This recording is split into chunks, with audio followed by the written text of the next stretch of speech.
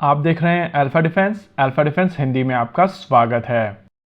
आज के इस वीडियो में हम लोग बात करेंगे भारतीय नौसेना के लिए बनाए जाने वाले एयरक्राफ्ट कैरियर को लेकर।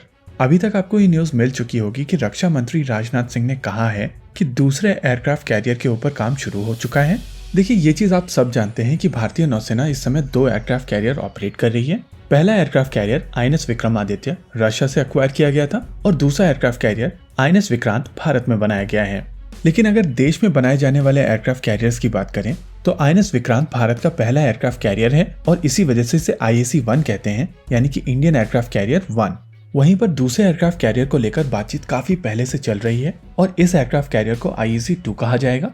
देखिए, शुरुआती दौर में IAC-2 को INS विशाल का नाम दिया गया था और कहा जा रहा था कि ये 60,000 टन डिस्प्लेसमेंट वाला एयरक्राफ्ट कैरियर होगा जो कन्वेंशनली पावर्ड होगा, लेकिन ये एक फ्लैट टॉप यानी कि कैटोबार टाइप का एयरक्राफ्ट कैरियर होगा जो लगभग 60 से 70 एयरक्राफ्ट्स को एक साथ कैरी करने में सक्षम होगा। हालांकि वहीं से ये दूसरी डिबेट शुरू हुई थी कि क्या भारत को दूसरे एयरक्राफ्ट कैरियर की आवश्यकता है या नहीं, लेकिन मीनवाइल दूसरे एयरक्राफ्ट कैरियर के डिजाइन के ऊपर काम काफी पहले से चल रहा है।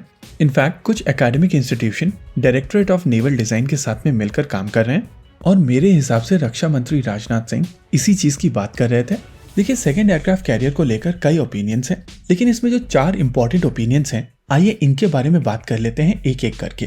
पहली ओपिनियन आमतौर पर उस ग्रुप से आती है जिनको नेवल वॉरफेयर ज्यादा समझ में नहीं आता है और वो आपको हमेशा कहेंगे कि aircraft carrier wastage of money है, यानी कि इनके हिसाब से एयरक्राफ्ट कैरियर्स नहीं बनाने चाहिए और क्योंकि आने वाले समय में हाइपरसोनिक मिसाइल सिस्टम्स आ जाएंगे, इस वजह से ये शेयर वेस्टेज हो जाएंगे।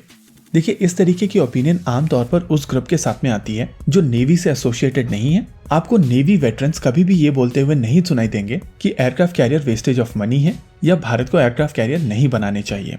देखिए, सी में एयर डिफेंस की आवश्यकता होती है और एयरक्राफ्ट कैरियर बहुत ही इंपॉर्टेंट और क्रूशियल एलिमेंट है और मैं पर्सनली इस ओपिनियन को एंडोर्स नहीं करता हूँ।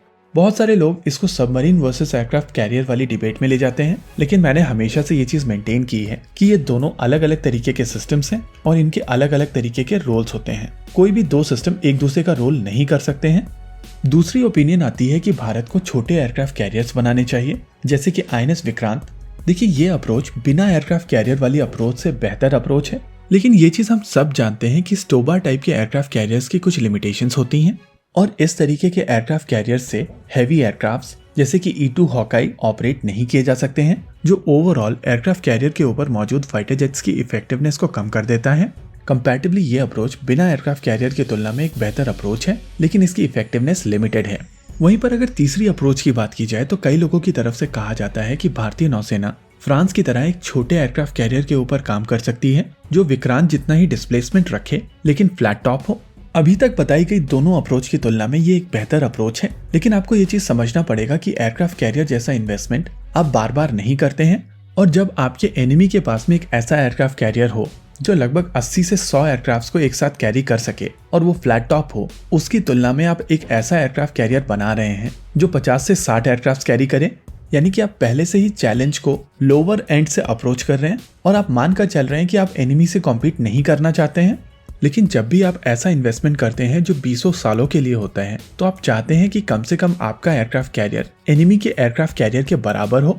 यहाँ पर कई लोग कहेंगे कि चाइना कई सारे एयरक्राफ्ट कैरियर बना रहा है, लेकिन आपको ये भी समझना पड़ेगा कि हर एक एयरक्राफ्ट कैरियर पूरे समय इंडियन ओशन रीजन में नहीं होगा और जब भी कोई एक aircraft carrier Indian ocean region में आएगा तो कम से कम भारत का एयरक्राफ्ट कैरियर उसके सामने खड़े होने लायक हो और इसी वजह से इंडियन नेवी की इनिशियल असेसमेंट के हिसाब से ये एयरक्राफ्ट कैरियर 65,000 टन डिस्प्लेसमेंट वाला एयरक्राफ्ट कैरियर होना चाहिए और यही है चौथी अप्रोच जो मैं एंडोर्स करता हूँ। यहाँ पर सबसे अच्छी चीज ये है कि भारतीय नौसेना की तरफ से दूसरे एयरक्राफ्ट कैरियर के ऊपर काम शुरू कर दिया गया है और रक्षा मंत्री राजनाथ सिंह की तरफ से दिया गया ये इंडिकेशन मेरे लिए एक बहुत ही इंपॉर्टेंट स्टेप है। इसी के साथ आज के इस वीडियो में रखते हैं केवल इतना ही। वीडियो को अंत तक देखने के लिए धन्यवाद। देखते रहिए अल्फा डिफेंस। जय हिंद।